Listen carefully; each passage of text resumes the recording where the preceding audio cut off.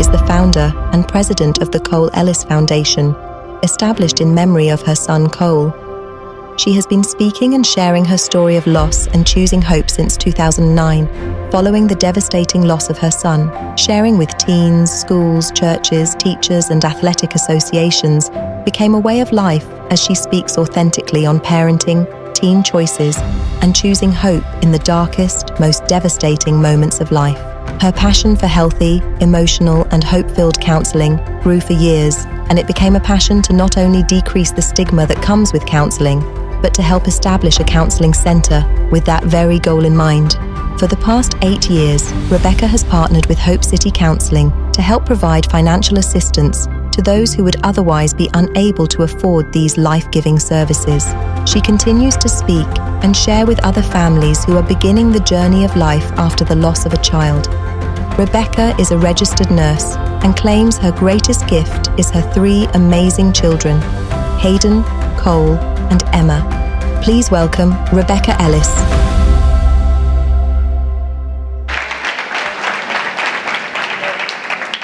Well, thank you so much, and it's kind of awesome to be here for one, but I'm at the end of the day, so it's kind of difficult. I know everybody's ready to close this up, and everybody's given up their day, but I just want you to know I've learned so much this morning. It's been wonderful for me. I am not a professional here. Most of you probably are. I know that a lot of you here have heard me speak before, most likely in kind of a different fashion and a different form, in that most of the time I speak on our actual story, and today is going to be kind of that journey of hope that myself and my family have been journeying through since 2009. I do have a video that I want you to see first to just kind of set this up and give you a small glimpse into my family life and a basis of where I'm coming from today. So we'll get that started.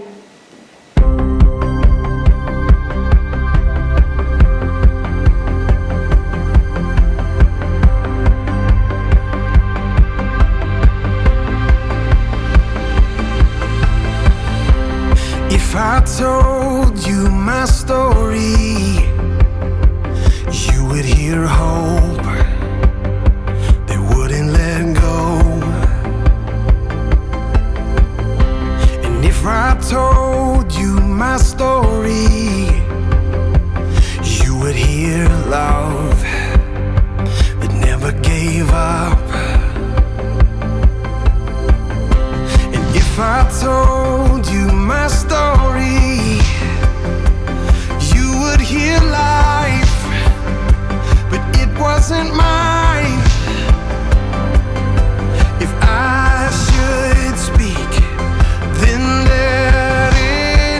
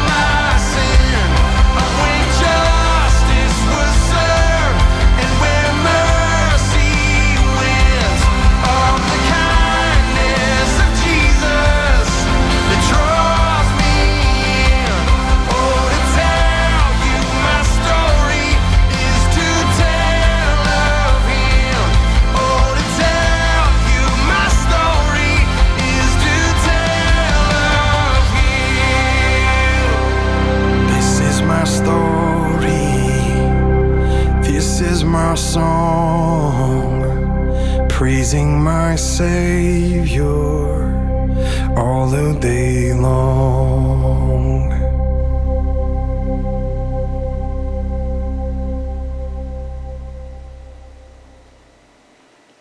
So I do this because October the 26th of 2009 was the last time I got to hold that boy.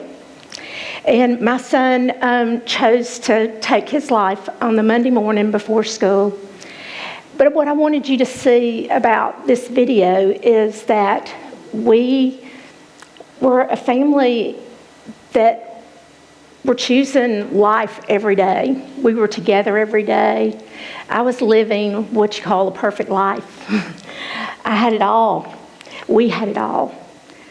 My husband and I were high school sweethearts. We've been together since we were 13 and 15. We're 59 and 61 now. We had 3 amazing children. I'm a registered nurse. He's a physical therapist. He has his own practice.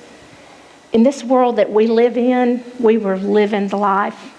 We're a family of faith, very active in our church. We were doing all the right things. Statistically, everything should have been going great, and it was. We had a 48-hour notice that something was awry.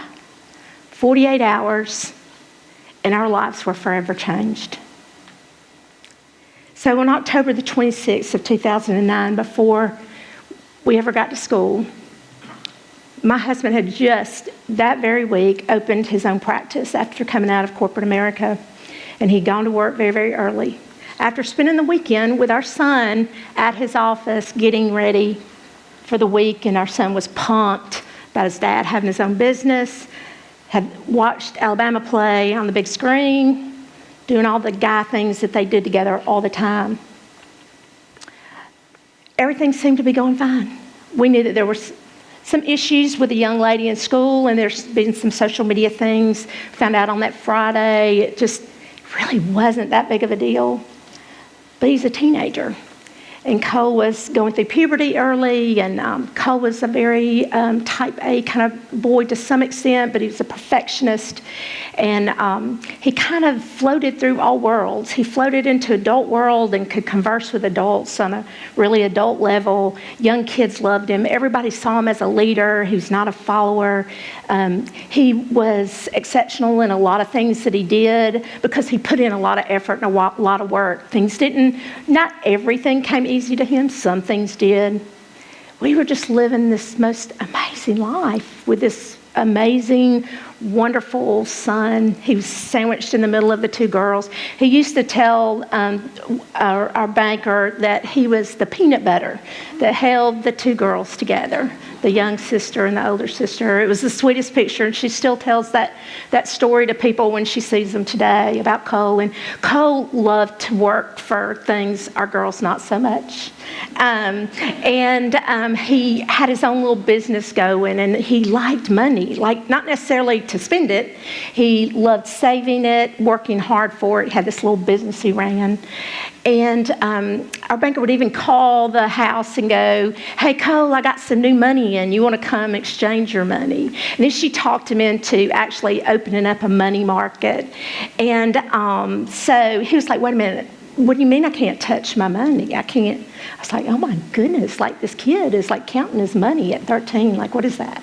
But anyway, those are also fun stories, and all of the football and the baseball and all the amazing stories from coaches that we hear. But it didn't change the trauma and the tragedy on October 26th. And none of that meant one single cent when he was gone. And I think that we had allowed ourselves, and I think our church had allowed it. I think a youth group had allowed it. We allowed it. Our school allowed it. Coaches allowed it. And they kind of put Cole on this pedestal that he was this kid that just never did anything wrong, and he had superhuman powers. And Cole liked to help people, and he liked to be there for people. But he was a teenager, and it was too much to carry. And we have a lot out there in this culture, and for most of you are professionals in here, and if you're counselors, you know that from the teens and the young adults that come into your practice. This culture today is worse than ever. They're inundated with just things that are pulling from them from every direction. And I feel like sometimes we as Christians and we as parents, we're setting expectations. They're so high. And then they're afraid to tell us when they fail or they mess up for fear of judgment, or what are they going to think of me? How can I ever recover from this? When in fact, do we not fail daily? And we forget to show our children that. And when our children are easy children like that, we go through and we just let it go and we let it be easy, and we don't walk in and step into hard things. And I guess I didn't see that so clearly then. I thought, oh, we were doing all the right things, so we're going to be protected. You see, I read all Scripture. I knew Scripture. I knew that it said we would suffer.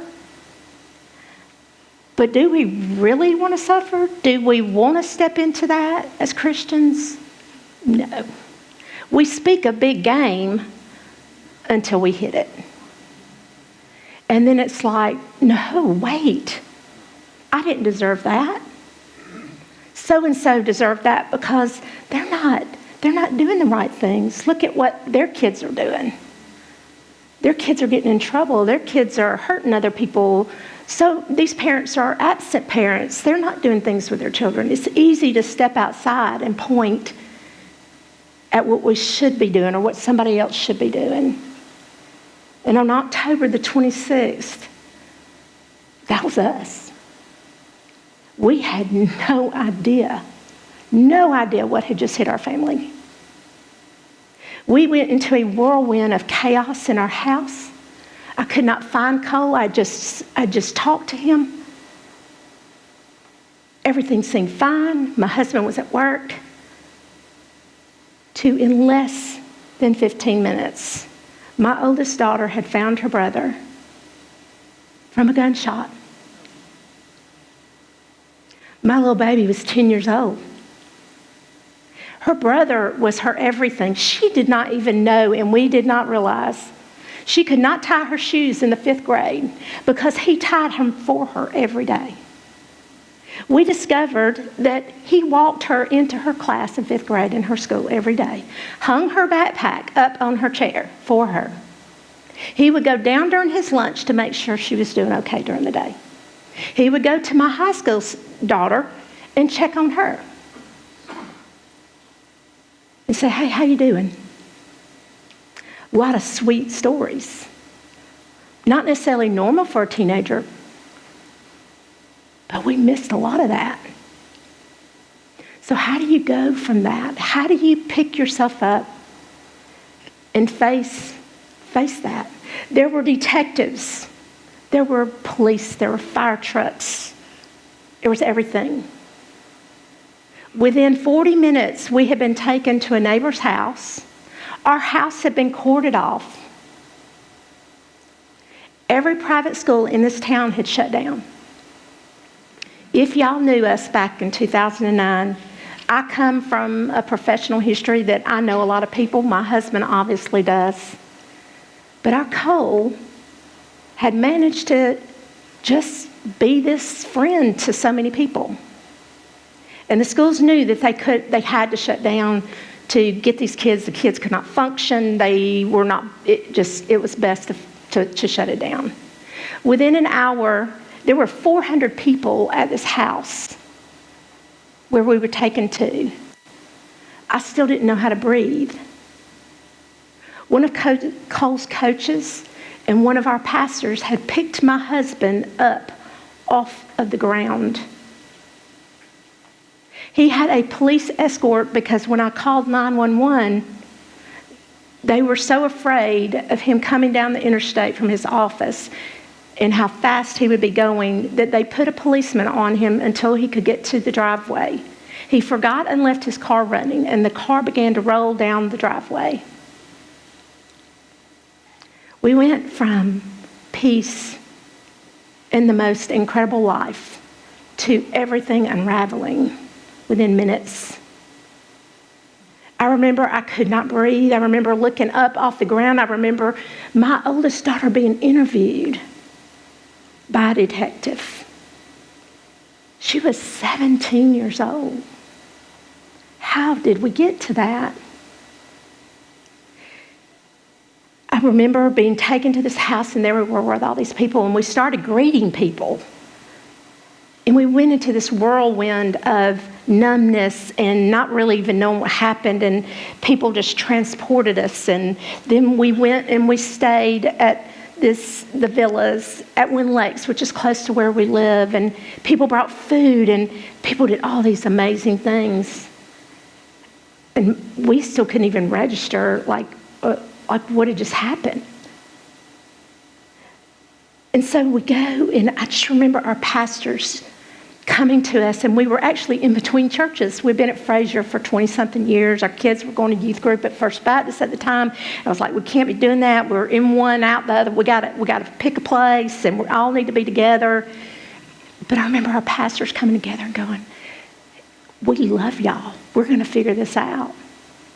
And the first pastor that walked up to me was John Schmidt.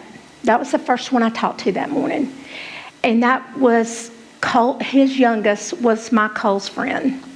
And they had been confirmed here in this church together. And they had been buddies, even though they went to different schools. And I remember John coming up to me. And I remember for a brief moment, I forgot what God told me, that no matter what, our salvation can never be taken away. And you see, I let somebody get in my mind. And I let the question of where was my boy? Because what you hear out in the culture and community and from some Christian people is that because he chose to take his life, that no matter that he was saved, that God couldn't accept that. That was within a couple hours. Can you imagine the devastation and the hurt in my heart when I thought this boy who was doing a lot better job at being a faithful follower could possibly, in that split second of time, made the biggest mistake where he could not be accepted into heaven. John Schmidt walked up to me and he cleared that up immediately. That was my first encounter with remembering who God was and remembering He's there. I remember walking into Cole and going, where is God? Why? Where are you? How in the world could you let this happen? I know that you knew this. Why would you allow this? But John walked me through that. And then it was my husband walked into this home that we were taken to, into the kitchen to get some water for me. And I didn't find this out till a few months later. There was this group of sweet ladies in there working to get everything together and get food together. And they said to him, what do you want us to tell people? My husband looked around confused and he goes, I'm sorry? And he goes, well, what story do you want us to tell people? Mike goes, the truth? He's like, you want me to ask my wife and my 2 children to carry a lie? If you know our family and you know our children, you would never ask that. That was the next thing for me that God was clearly saying, do you trust me? Then I remember I was sitting and Pastor Jay Wolf came. And I looked at him, and for some odd reason, which most of y'all, because you're professionals, know, when you're in the middle of trauma, you can do and say just about anything. I said, I can't pray. I don't know why that was important at that moment. It came out of my mouth. And he looked at me and he said, you don't have to pray. He said, it doesn't matter. We're standing in the gap. We got you. We forget to do that as Christians. We tell people that they are not praying enough. I've had people tell me that in my healing journey. Maybe you just need, and tell my girls, maybe you just need to pray a little harder. Pray a little longer. Sometimes it's just not there. God knows that, right? I mean, God created us. We're humans. He wants us to need him and want him. But we are called as Christians to stand in that gap. When people can't do that on their own, and sometimes it's for a short time, sometimes for a long time. God works in his own time. I'm here to tell you, I have no manual for this. It's funny, somebody just said to me yesterday, I wish I was where you were in your journey. I said, I understand that you want to skip A through Z. And I get that.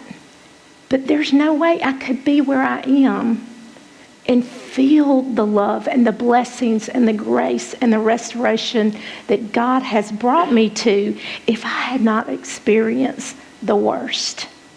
You see, I've been on the side of feeling like I got it all together and life is perfect and woo, God's blessing me. I know what that feels like. But to feel at the very bottom and to now feel where I'm getting to, this is a much safer place to be. So we start this journey of healing, and the first night, as we spent the night, we had this dear friend who came in and she spent the night in another room with our girls so that they could have some sense of normalcy for one night. And Mike and I sobbed all night. Somewhere in that night, I fell asleep. And I remember waking up, and the first thing I saw was it was monsooning outside. I mean, I'm telling you, torrential downpour, horrific storm going on outside. I went into the bathroom to wash my face, and there were several pill bottles. And both Mike and I were medical people, and we have dear, dear friends, and they were very kind to think that we might need a little something to help us rest. And I'm not here to say that I don't believe in medication. I'm telling you, this is my journey. But I had not taken stuff before, and I knew that if I started that, there was a possibility that I was not going to stop in a really good way. So I had a friend remove those. That was not a time to start for me. It just wasn't. And I feel like that was God, again, intervening without openly kicking me down the road. So I went to that window that morning, and I have not talked about this much over my journey because, you got to be in your right crowd or people think you're crazy, which there's something to that for sure. My girls tell me all the time. So I stood at the window, and I was looking out, and I watched this rain, and I just thought, that's how I feel inside. Like, this will never end. Like, it can't end. I cannot possibly even live to tomorrow without my boy. Like, I can't. There's no way that my body can sustain itself from today until tomorrow. And some weird sensation came over me. And I would have told you, if anybody else would have told me this, I would have said they were crazy. But in the stillness of that room, I heard something. It was a voice, and it said, "Do you trust me?" And I thought, well, it's got to be God because I don't know where anybody else is right now. And I said, God, I don't know. Like, I think so. I want to, but I can't. I don't know how to do this. I cannot live another day without that boy. Like, I can't. In 48 hours, I had lost 7 pounds. No idea. Had no idea that trauma could not only cause emotional, spiritual, but the physical grief that was happening was just like I never could have imagined. My husband, to watch him was one of the most devastating things I'd ever experienced in my life. This man and this boy were attached to one another. They went everywhere together.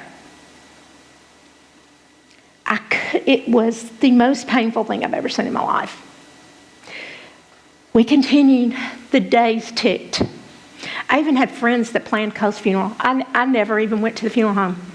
No idea. I had friends that picked out the plots and how awful that is. Anybody? I hope if you're in here, you need to go ahead and pick all that out and decide on it, because that's the most brutal thing you've ever had to do, especially with a child. Now, I've done it with my parents, but with my child, because then they call you and go, oh, well, you can't just buy one plot, because then he's going to be by himself. Wait, what? Like, who thinks of that in the middle of devastation? And so my husband's like, just buy 5. I don't know. Just whatever. The most brutal things enter your life that you never anticipate, and decisions that have to be made in that crucial time. Then we have this visitation where we stand and our children have to be propped up on chairs while people come, and they're so kind and it was so wonderful. The funeral, they held it here so that they could accommodate. There were over 4,000 people at my child's funeral. That's not saying that to boast. That's saying that because how devastating it was to have a child, and a child that had ingratiated himself into the community all over, and our family's connection to the most amazing people. Precious Governor Riley came to see us. Cole and he used to hang out together a little bit and play nerve ball in the governor's mansion. That's a funny story. And I'm like, how did we get here? What does God want from me? Like, I thought we were doing all the right things. Like, we serve others. We were doing our best. I thought we were great parents. The enemy was attacking me from every angle. We had an attorney walk up to my husband and go, here's a card. Most marriages end in divorce when they have loss of a child. People do these things. People honestly do these things. People would tell our children that families implode. I could not believe some of the things. Thank you for talking about Scripture when the right time is. I know Scripture. I love Scripture. I love the Bible. I love my church. I love all of it. The day after my son died, sending me All Things Work Together for Good, not the right time. Not good timing. Off. So many of those. See, I knew in my heart God loved me. I was still alive. I thought I was going to die. God loved me, but it's in the timing.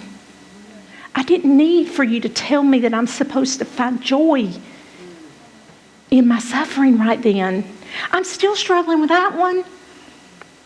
I'm still struggling. I've done a whole study on it. I taught lesson on it in my Sunday school class. But I'm also very authentic. It's a struggle. I think, like we said, we take Scripture and we wheel that Scripture around just so that we think we're helping, and then we have stabbed somebody right in the heart with it. That's not what God gave us Scripture for. It's because He loves us, and He shows us mercy, and He shows us grace time and time again. And it's taken me, 14 and a half years, and I'm still working on it. It's a daily hitting my knees to remember that. I didn't just all of a sudden get to push that reset button where, ooh, I'm healed, let's go. No. This journey has been ugly. It's been messy. The reason a lot of people want to talk to me is because I'm authentic. I'm real. I say things that are outlandish. I'm a lot to take in. I'm a lot.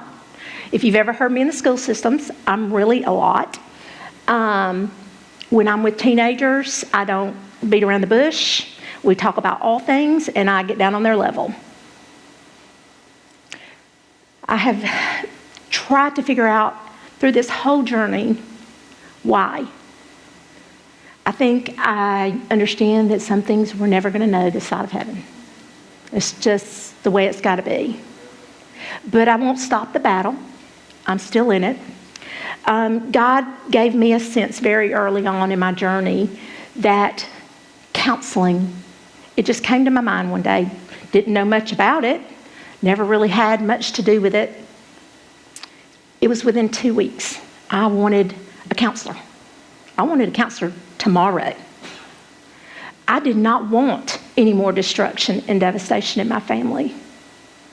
I couldn't understand. I was crying and weeping all of the time. All I wanted to do was look at my son's pictures. I wanted to feel his presence. I wanted to touch him so bad.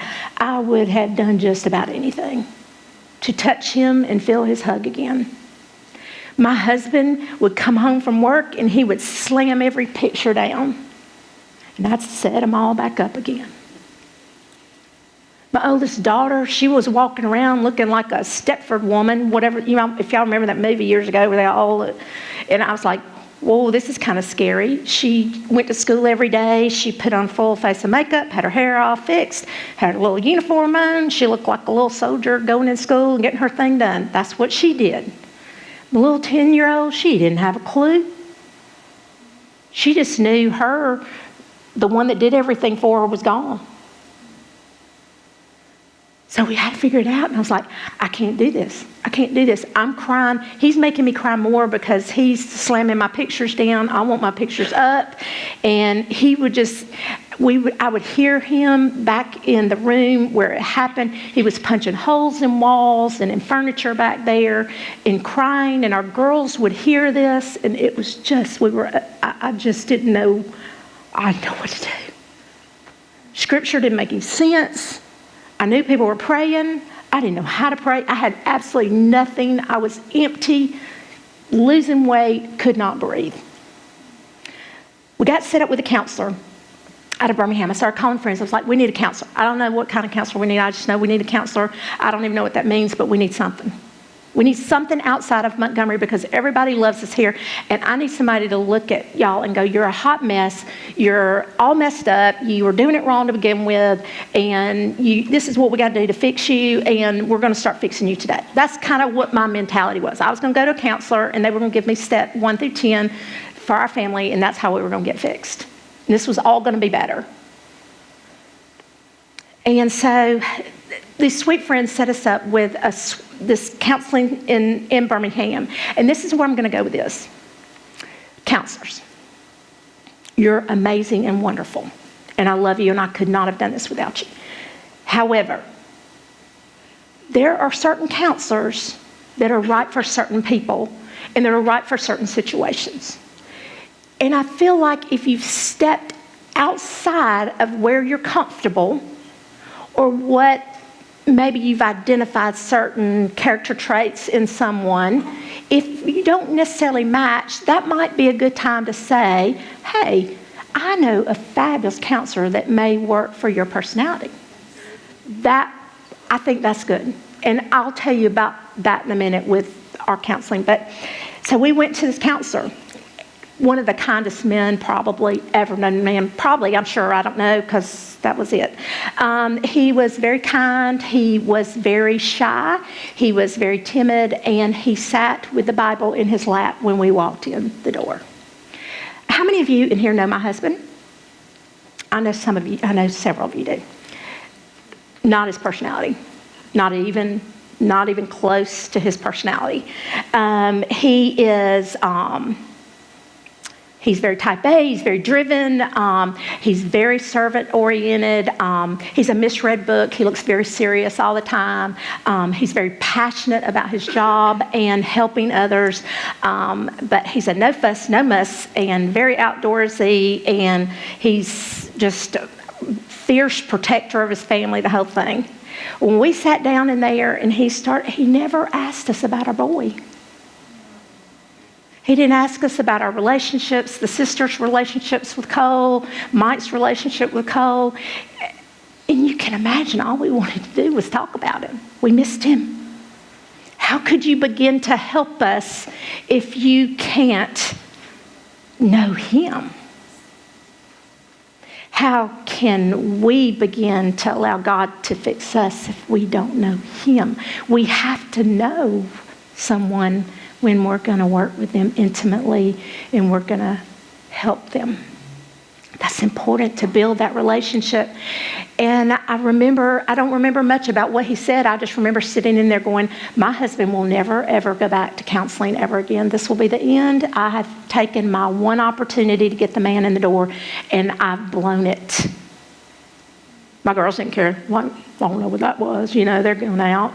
The teenagers are like, that's terrible. I'm never. And, little girl, she doesn't know. And my husband, we walked outside that door, and I looked at him, and before I could open my mouth, he goes, I'm not coming back here. I said, I know. I said, I know. It's okay. It's okay. We're gonna find just the right people for us. So I started a journey, and I did find a place. And we ended up at a place in Birmingham. Some of you may know it's called the Amelia Center. It's an actual grieving center, and it's an amazing place. It was actually started by parents who lost a daughter, and I did call, and when I set up, I said, listen, I know that you're not a Christian counseling center, and I'm just going to be real honest with you. I don't care about that. What I do care about is I would like for whatever counselor you put with each of us, and I told them our personalities, and I wanted them to match us. I said, I need to know that they're a Christian. If you can do that for me, we're all in. And they're like, oh yeah, we can do that. So I knew then that they knew where my foundation was and where I was coming from. But I needed to know how in this world where I'm living right now, how am I going to get to tomorrow? How are my girls that have to go to school every day with everybody's life continuing as normal? Because they live in the bubble of their youth group and their church and everything else. But they had all of a sudden been plunged into a world of unknown where there was no certainty, no answers. So we needed them to mesh and somehow meet together. And that's where we went. And we started the journey. And I drove 4 days a week to Birmingham, Alabama. I went a day for me. I took my husband, and the school didn't want me to take the kids on the same day because then they would miss too much school. So I drove one girl one day and one girl the other day. The other girl, I could not trust her to drive herself there because she didn't want to go. Counselors, let me also tell you another thing. Counselors, when you tell somebody, a parent, well, you can't make your child come, they got to want to. Well, y'all may have all the kind of legal mumbo-jumbo y'all got to do, but I don't.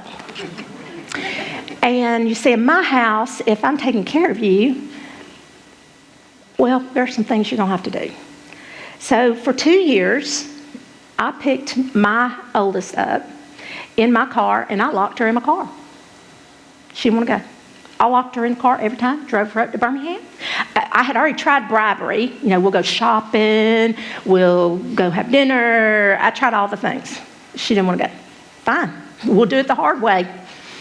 God was dragging me the hard way. She was about to go down the hard road too. So I locked her in, and we went every day. Even moved her from the female counselor that she had to the same male counselor my husband has, if that tells you anything. She has the same personality as father. Should have done it to begin with. I have no idea what that child said in that room for 2 years, and I don't really care. She may have sat in there and talked about art for all I know. But I do know this. Between her freshman year and her sophomore year of college, she did an internship back in Birmingham. And she called me one day and she said, Mama, do you think if I call Robert, he'll see me again? So I don't know what happened in that room, and that girl still got some ways to go. But I do know this, that something productive, and she felt safe in that room. And she could say things in that room that she couldn't say outside. I needed that relief because, you see, when I went to counseling and I sat down, and I ended up going to Robert because my counselor ended up moving away, Robert looked at me all the time. I was that one, he just was like, whoa. And he's like, Do you think you can save everybody in your family? Sure. I'm holding it all up right now. He's like, you got to stop. He said, you're not responsible to save anybody. And it was really the first time I could really start to work on myself and let God have my family. Let God have Mike. He actually called Mike in, chastised Mike in front of me, which was pretty cool. See, my husband would go out into the woods and hunting where he and Cole's favorite spot. And then he would have a crisis meltdown and call me on the phone hysterical. Do you know how scary that is for me? When I'm sitting at home and I have no idea where you are and you chose to go out there by yourself when your friends have told you not to do that. Then I would have to call friends to go find him. That counselor called him in and said, don't you ever do that to her again. Counselors, be counselors that call it. Don't let us keep carrying and taking our big old sack of rocks with us and never doing the hard work to go through it. And that's some of the problems I've had since our journey of establishing counseling center, or before that when we were going to families and helping them in crisis. It's not okay to just not do the work. There's got to be some boundaries. And you see, our counselors set those boundaries for us. I had to let Mike grieve the way he was grieving. I had to grieve the way I was grieving. Our girls did it a whole nother way. I laid awake for probably almost 8 months. I would put our little girl to bed who never wanted to go back to her room, which makes no sense other than just fear. The counselor said, let her stay there. We ended up putting a bed in there. That seemed abnormal, but okay, that's what the counselor said. It's okay, so that's what she did. Hayden would lay awake. I would lay awake with her in her bed until she drifted off to sleep. I'd come back down, make sure Mike was asleep good, and then I'd go back over here about 2 or 3 in the morning, try to sleep a little bit, but couldn't. So I'd read. Then it was time to get everybody back up for school. And we had this whole pattern of just monotonous behavior, and people were always around us. And so then I decided, I got to get out of here. I got to get together. I'm doing everything for everybody else. And I was going to church, and we were going to all the school activities. We went to all Cole's friends' ball games. And I was like, but everybody has their children. And everybody got so comfortable with it that then they got mad when I stepped back. This journey of grief and loss is hard. You lose friends. You know, friends get tired. I mean, their life has to go on, and I didn't want them to stop. It's just, in my heart, it was like, I can't keep watching this. I need a break. I just need a break. I got to step back. I got to delve in. Got to delve into my family, my life. I got to get together. I started jogging during this time. I always worked out, but every time I went to the gym after that, people wanted to talk, and I didn't want to talk about it then. And so I started running, and one of my greatest moments with God was jogging. So I would jog a lot. And during the first 6 months, what most people don't know, because we went to church every Sunday, and we went to Sunday school, and we went to all the school functions, and we did all the things, and we went to fundraisers and all this kind of stuff. What people didn't know was that behind the scenes, I was praying to die every day. Every day when my family, I would get them off to school and off to work. And when people finally stopped coming to my house, I would pray, God, please let me die today. There's got to be a way.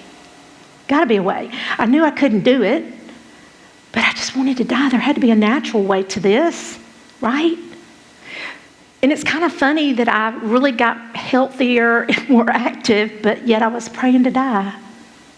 I would run, and I started listening to K-Love. I don't know if y'all know what that is, but I started listening. Well, first of all, I used to listen to Cole's playlist, which a lot of contemporary worship was on it. So I was trying to figure out, there's something in there. Something in there is going to lead me to what went on, what happened.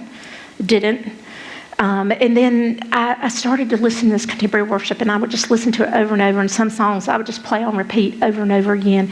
And it was like this repetitive thing I would do. I would just run, and I would listen, and I would cry. And I would run when it was raining, and people would stop and go, "Rebecca, can I take you home?" And they couldn't tell whether I was crying or whether it was the rain. And I'd be like, "No, I actually started this in the rain because it was just like cleansing my soul." But I would just run and pray for death. Even had a hairdresser tell me one time, he was like, "Rebecca, you really need to change up your pattern because I see you all the time. You're running the same time every day, and I see your pattern." There was a lot of work going on and stuff. He's like, you're not paying attention. And I was like, "Oh yeah, okay." Well, then that was a thought. Like, so I wasn't scared to die. And I would drop my little one off to school if my big girl didn't take her that day. I would come home on the interstate. I wouldn't put my seatbelt on, go really fast, hoping a semi would hit me. I had the most weirdest things going on. My husband didn't know. My friends didn't know. I wanted to die so bad. I just couldn't do it. And I knew it was not thinking of my family. My girls needed me. My husband needed me. They need me more than ever. I didn't care. I just wanted my boy. So about 6 months down the road, I'm jogging, and I get around about 2 miles in, and I'm jogging, and I'm just thinking, oh, so-and-so said I should stop doing this, and it's just a weird day. The breeze is kind of blowing, kind of odd, off. The weather was off just a bit, and I was just listening to music, and I had started crying. I was just wailing. I remember being mad, but not mad at God. I've never been mad at God. Mike has and Hayden has, but that was not a feeling I had. I'm just mad at the situation. But I would just cry and wail to God in the middle of the street while I'm jogging. And that particular day, I was jogging, and somebody grabbed my shoulder and yanked me so bad that it stopped. And I was like, this is it. Something's about to happen. And I thought it was, I didn't know what was going to happen, but I was like, yes, something bad's about to happen. And I turned around, and there was no one there. No one. I didn't tell my family that during that part of my journey, because I know they would have thought, well, we need to call. We need to get her put up. But I remember stopping, and this breeze just went. And it was almost like I heard God say, "Are you done? Are you done?" I mean, we can keep doing this if you want to, but you are exhausted. You are tired, you're exhausted. I'm waiting, and I'm here. And that was the day that my life turned around, and I started really investing in, okay, God, I can't do this. It's yours. You got to help me figure out, I know you didn't create that boy to be the kind of boy he was, to then leave me like this. There's more from this. I don't want it, but I'll do what you say. But you're going to have to open those doors, and you're going to have to push me through it. So that's kind of the journey. I don't want any of you to sit in here and think I did something miraculously, or I'm some great person that managed to pull myself up by my bootstraps, because I did not do that. God literally lifted me up every day and put me on my feet until I could do that on my own. I had rules in my house. The rules were that every morning the drapes had to be opened, and you had to get out of bed, and you weren't allowed to go back to nap. I sound like I sound like a general. But it was something in my gut, and maybe God, that said there had to be some boundaries and some rules in my house, or we were going to sink back into a darkness that we would never recover from. And the no nap thing was just because if any of you have ever been in a dark place in your life, and you've crawled up in your bed and you've nestled up in there, it starts to get cozier and cozier and more friendly and more comfortable until the darkness just gets darker and darker. If you've ever also had struggles with nights and sleeping, that night goes forever. 8 hours can seem like an eternity. But when you wake up in the day and you can see light again, it gives you some renewed hope. I feel like when you're going through this journey, it's not, people used to say, I guess, I don't have choice. You do have a choice. I had a choice every day to get up and choose the light or to choose to go back to bed. And sometimes it's just practice choosing the physical light, and that's what it was for my house.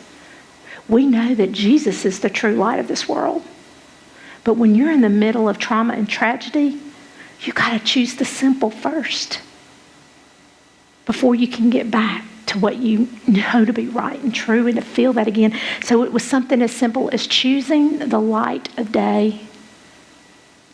And the no nap thing, yes, were we tired?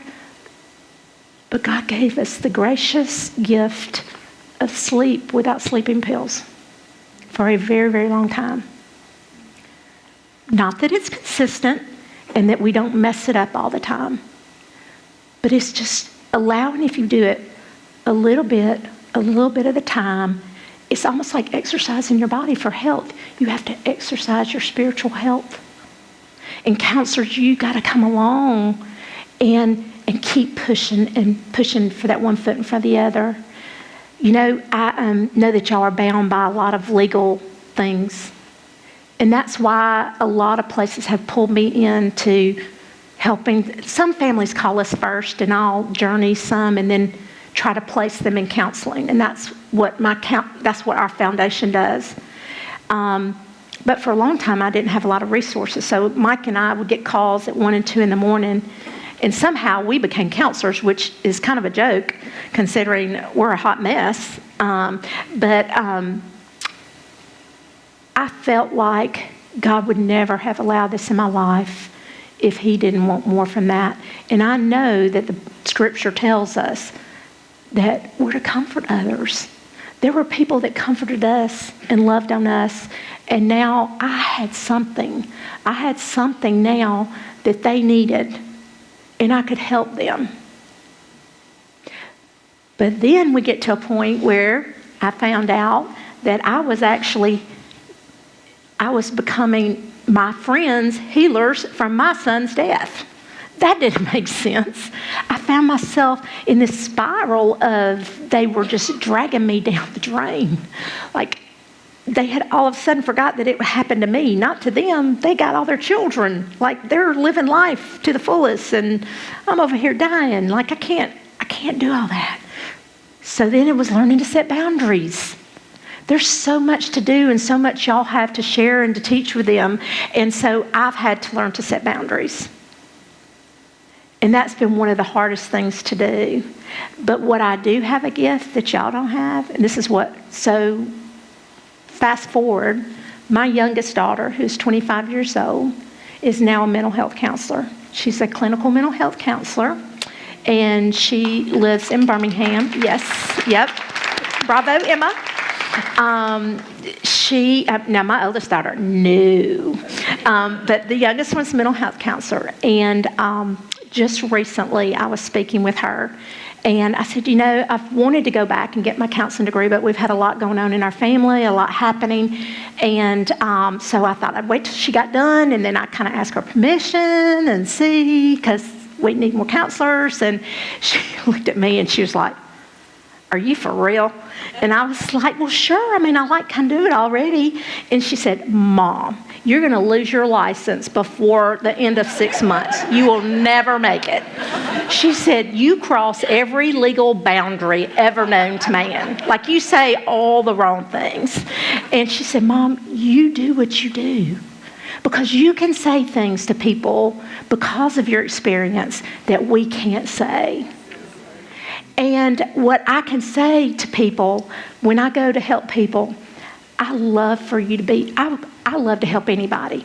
I don't care who you are, what's going on in your life, as long as I have some source to pull from. There are obvious situations that I absolutely have no clue. But if you're hurting from loss or from something's going on with your teenager and you're trying to make life better, or you've lost a child or something, I'll go alongside you. But I have this thing. So I picture myself on this bus going through life, right? And for some reason, God decided from about 2009, I'm going to go uphill all the way. We ain't going in down hills quite yet, but we're going uphill, right?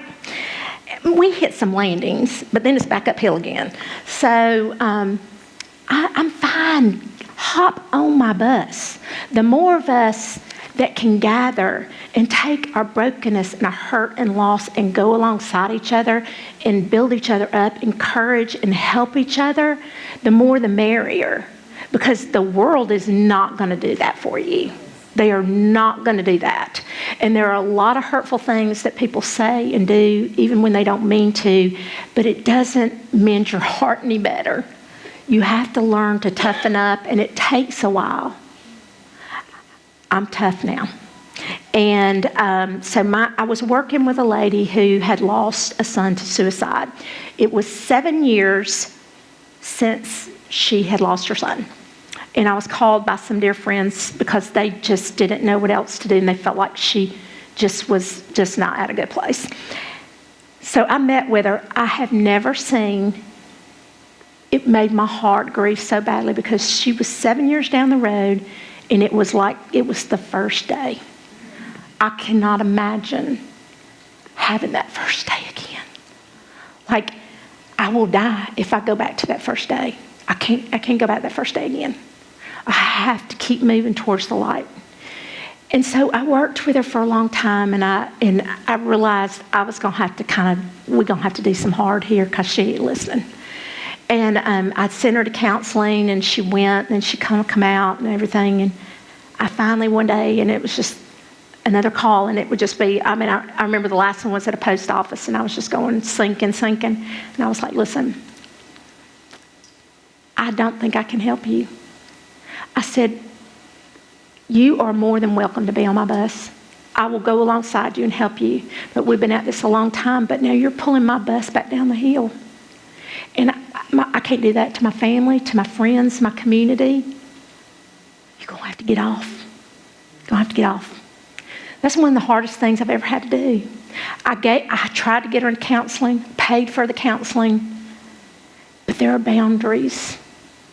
And I think sometimes we as Christians, we're afraid to set those boundaries, right? Because we're supposed to love, and I get that. But if I don't have my own house in order, I can't help anybody else. And I can't teach somebody if I'm not practicing those things. So the journey has been a long one. Counseling has been amazing. We established, about 9 years ago, we helped Richard and Lisa Jones establish Hope City Counseling, and that came from our time at Amelia, at the Amelia Center. I was sitting in there one day waiting on one of my girls, and for those of y'all who don't know, Amelia Center it's a full 501c3, so it runs off of private donations and grants, and so you don't have to pay. And I didn't even realize that when we first went, and so when I went to go pay, she said, oh no, you don't have to pay anything. I was like, oh no, like we have to pay something. Like that's like, we can afford to pay something, like we need to pay. And she said, well, you can just make a donation. So that's what we did. But I was just like, we got to keep coming back here. Well, then I would feel guilty because other people couldn't pay. So I just made sure that we donated or whatever. I was sitting in one day, and this little girl comes in, and I overhear her mother and she talking to the receptionist, who was Precious. And all she wanted, it was getting close to Christmas time, and all she wanted was her dad. She had lost her daddy to suicide, and she wanted her daddy's picture on the wall. And apparently to get the picture on the wall, you had to donate, like there had to be a certain donation, and then that picture got up there. So they left, and I went up and I said, how much does she need to get her dad's picture on the wall? And she told me, and I wrote her a check, and I said, can you get that picture up by December? Because that picture needs to be up by December. And she said, I will make sure it happens. And all that to say was, I sat there and I watched going around me, and I realized, what is going on? Like, we're driving to Birmingham. These people are driving from Dothan. They have no money. Like, I'm blessed enough that I can do this. I'm not working outside the home anymore. I can drive back and forth here. And there are people driving from South Alabama. Why don't we have more available? So that started the wheels of a counseling center. And at the time, I was doing mission trips to Haiti. We helped establish an orphanage in Haiti called Children's Hope. We helped build 2 of the homes there, and that was part of a journey that God sent me on. And we did do the 2 homes. Cole's friends went and helped, and we built these 2 homes. Then I got into I did a medical missions trip every 6 months with a group of registered nurses to Haiti. And people were like, oh my gosh, this is amazing. It wasn't amazing. I was running. I wasn't scared to go to Haiti. Remember, I'm the one who's not afraid to die. And I used my nursing degree.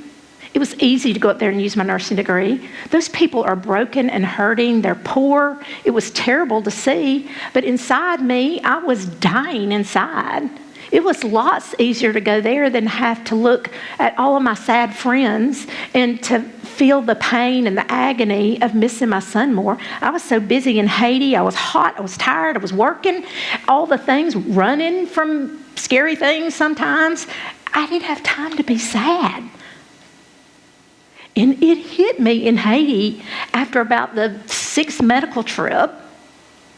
God going, excuse me, this is not your calling. There are lots of people coming here. You're coming here to escape. There are people in your community that are suffering. There are children that are dying. My daughter, Emma, who is 25 years old, by the time she was a freshman in college, she had buried 12 teenage friends.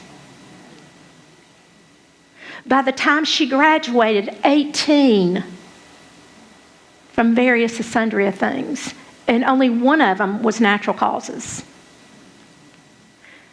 We are a community that is in trouble. And we're hurting people. We need Jesus, but we need desperately some people to walk alongside them and willing to do hard with them. And we may have to stretch ourselves a little bit. And when people call and they're told that it's going to be 6 weeks before they can get in, they might be dead before then. I'm trying desperately. I want to bring back counselors. I want to grow. I know Hope City, we're moving them in July. They're about to grow and be bigger. I'll have lots of plans for this community in the next few years. But it's going to take a village. It's going to take us all. And as Christians, we have got to step out of our holy huddles. Stop judging. Stop pointing fingers. Deciding whether their life is worse than yours, better than yours, or they should have or could have or would have, or if they just prayed a little harder, or they just studied a little harder. Because people really want to see you as messed up as they are, right? So my willingness to say, I'm just a mess, I'm a hot mess. My willingness to tell teenagers that I fail daily and that there's nothing that they can do that surprises me, shocks me, makes me care about them less. But you got to be willing to live it. You can't just speak the words, right? Because friends, we tell each other as friends all the time that we're going to love them through thick and thin and everything.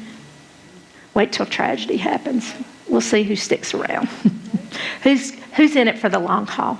But through this, God has brought the most incredible relationships into my life. New relationships. A newness of everything. The counseling center. He's brought a depth to my marriage, a depth to our relationship with our children that we thought we had before because we were so close. My adult children love to be with their mom and daddy, and I love to be with them. We just married the last daughter, or the second daughter, the baby daughter, last weekend, a big wedding in Birmingham. And it was funny because they had a problem at the airport yesterday, and she said the sweetest thing to me. She said, Mama, she said, I walked in that airport, and she's got this big old dude of a husband, and he's so kind. He's like this gentle giant. And she said, I walked in the airport, and they were running, and things were not going right. And she said, I just looked up, and all I could think of was, I want my mama. And I said, oh, that makes my heart so happy. Sometimes we get so busy doing our jobs and being the right Christians and doing all the things at church that we forget right there in our own home. Don't forget, you got to get your own home in order before you can care and love on the others. That's really important. And so Mike and I are real focused on, sometimes people think, oh, why are they off by themselves? Or why are they not doing this? Or why are they not doing that? I promise you, there's a rhyme and reason to what Mike and I are doing. We have worked very hard. We are very flawed people. We make bad calls sometimes, make bad judgment calls. But we are authentic. We are real. We'll be there for you. No judgment here. But sometimes we have to walk away and take care of our own house first. Because it's a journey. Like, we have to still get up some days. One day at the wedding, last weekend, I had to walk away. I wanted my boy so bad. He would have loved that day. He loved that girl so much. And I'll never get to experience those joys with him. And I've had to learn that's not part of my journey, and accept that. And just because God's restoring me and creating new things, it doesn't make me long for that any less. But you can still do it in a positive, healthy, emotional way. And I thank y'all for choosing that for your life. I'm so proud that my girl has decided to do that. It's a big load to carry for y'all. A big load to carry. And I'm just going to keep being that loudmouth mama that can step in. I call out the parents all the time. And she's very appreciative to that. So, but thank y'all for having me. I do want to show y'all one picture. Have y'all got that picture? So that was last weekend. And on the far side over there is Bo, my son-in-law, to my daughter Hayden. And you see my little pumpkin down in the bottom? That's my first grand girl. Her name is Ellis Chandler Brogdon, and Ellis for us, and Chandler was Cole's first name. And Hayden is 30 weeks pregnant there. And my son-in-law on that far end down there, October the 26th, this October 26th, which if you remember, I told you that was Cole's death date. My son-in-law had a massive seizure in his home, grandma seizure, foaming at the mouth, the whole thing, with my daughter and my baby girl at the house. My husband and I were FaceTiming them when it started because Mike had come home, was having a really hard day that day. He doesn't know why it hit that day. I mean, this year or any year, I don't know. But he'd come home and he was devastated. And we didn't know what was happening. We knew something went wrong. We heard her start to scream. And it took me back to 2009. That's a lot for a 31-year-old. That's a lot of trauma, a lot of visual trauma. And she had to take care of him until he could get there. He was diagnosed with an arterial venous malformation. It's the size of an egg deep inside his right frontal lobe. It's inoperable. It is not malignant, of course. If you know what that is, it's a nest of vessels. And we have been going through the journey of finding a specialist that can work with him. He had his first treatment on April the 7th with Gamma Knife. He had major complications. And my daughter and I took off to help them a week and a half before our wedding. We had no idea what was going to happen. My mother was diagnosed with Alzheimer's a year and a half after I lost Cole. She was the most amazing woman ever. There are some people in here that know her. That was the most Jesus-loving woman I've ever met in my life, but the woman that I've never seen more grace-filled person in my life. I wish I'd learned so much more from her earlier in life. I guess it all takes us a journey through life. I spent 10 years taking care of my mama and watched the light dim in her eyes. I lost my daddy the year before Cole, lost my mama 10 years after Cole. 2 years before my mama died, I have a brother that died of pancreatic cancer. He called us and he was gone in 2 weeks. I've had a lot of loss. I have a small family and I protect it fiercely. But I'll tell you this. I thought I had God's masterpiece for my life picked out. I thought I had it all framed up. I have a picture on my wall that's the most beautiful picture of my family.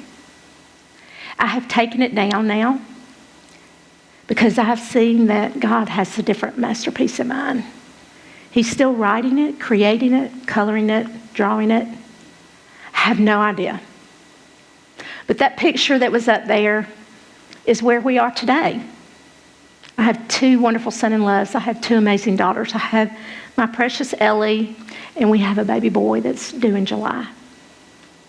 If I had not gone through all that I had, allowed God to use me to work hard through it, stayed here until my journey is done, I would not have that.